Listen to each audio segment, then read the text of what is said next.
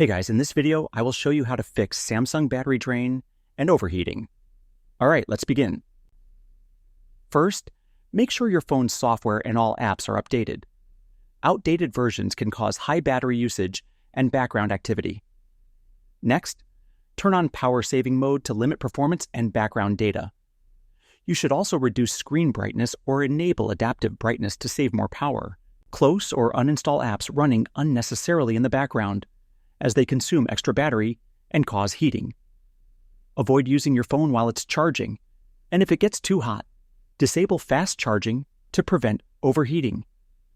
Also, remove thick or non-ventilated phone cases that trap heat and keep your phone in a cool environment, away from direct sunlight or heat sources.